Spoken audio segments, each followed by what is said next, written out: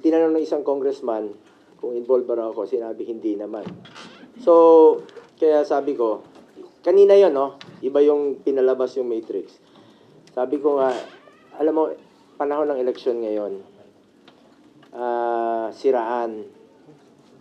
Kukulayan ka ng itim para pumuti yung iba. Rehash na naman po ito, yung napaka-irresponsible naman po ng PIDEA sa kanilang ihahayag sa mga hearings. Nagiging malicious po ito, illogical attempt to establish guilt by association. Rehash to dahil pinagbabasihan nila, report po ni Asierto na hindi naman credible witness. Hindi ko naman po siya kilala at hindi ko rin alam kung bakit galit na galit siya sa amin at pinag-iinitan niya kami. At kada election na lang po, ito ang nagiging issue. Bulok na style yan, no? Yung dudumihan ka, tatapunan ka ng dumi para sila po ang pumuti. Alam nyo, nung panahon po na SAP po ako, 2016 to 2018, bago po ako naging senador and considered resigned bilang SAP nung tumakbo po ako noong October, lahat po'y pinapansin ko. Lahat kayo. Kayo lahat pinapansin ko. Ako yung taong namamansin po ng lahat.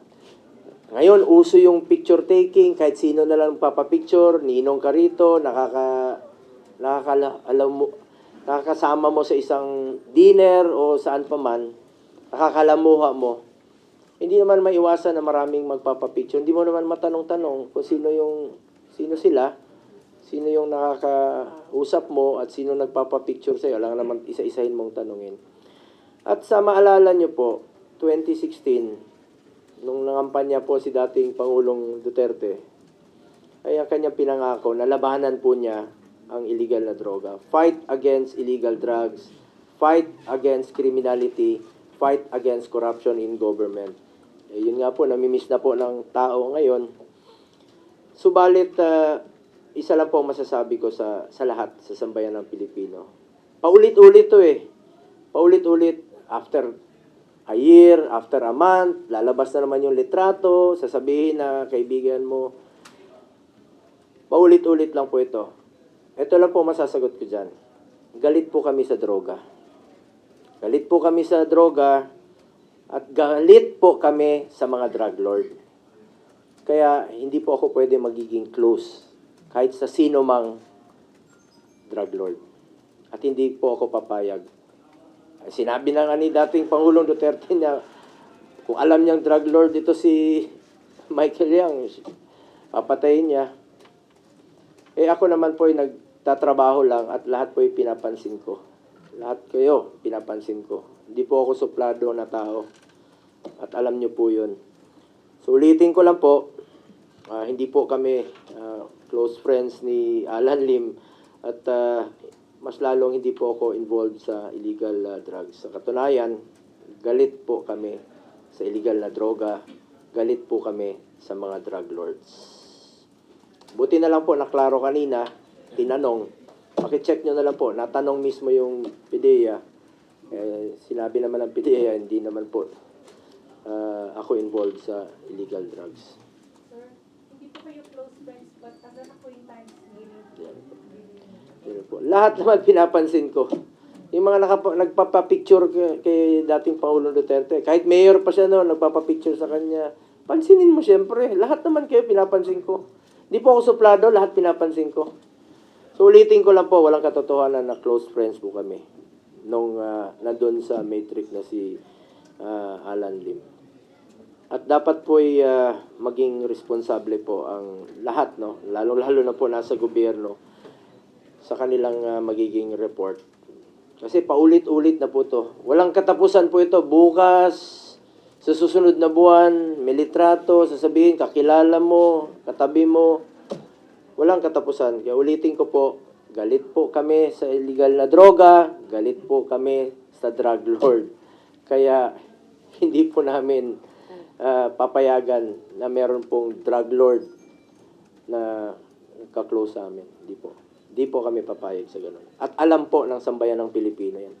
Ako naman, bilang inyong senador, nagsiservisyo lang po ako ng maayos sa ating mga kababayang Pilipino at patuloy po ako magsiservisyo sa inyo sa abot ng aking makakaya. At ginagampanan ko naman po ang aking trabaho bilang inyong senador. In fact, wala na po akong pahinga sa pagtatrabaho. Walang katapusan po itong issue.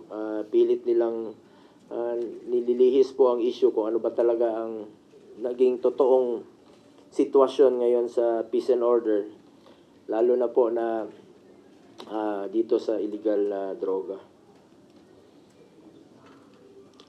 Meron pang ibang tanong? Another topic?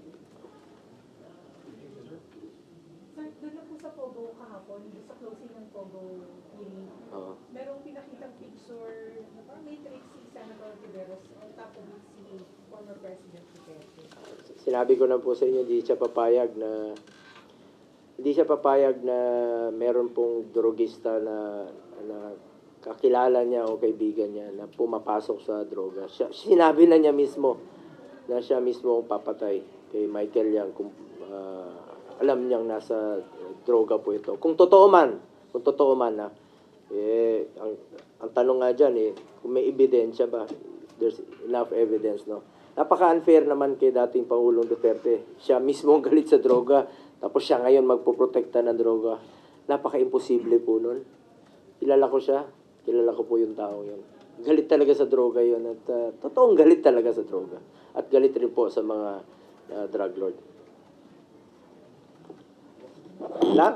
Wala kayong, milagro hindi ka nagtanong about sa sa budget o sa wala na? Okay lang. Sagot ko na, no? Sabi ko kanina, sa inyo kahapon, isang boto lang naman po ako. It's a collegial body. Lalo-lalo na po, pag umabot po ito sa BICAM, magtitipon na po bukas ang Senado at ang mga nasa House of Representatives para sa BICAM. At ako naman, gaya ng sinabi ko during the sponsorship ng budget sa floor, ang sinabi ko is yung social services.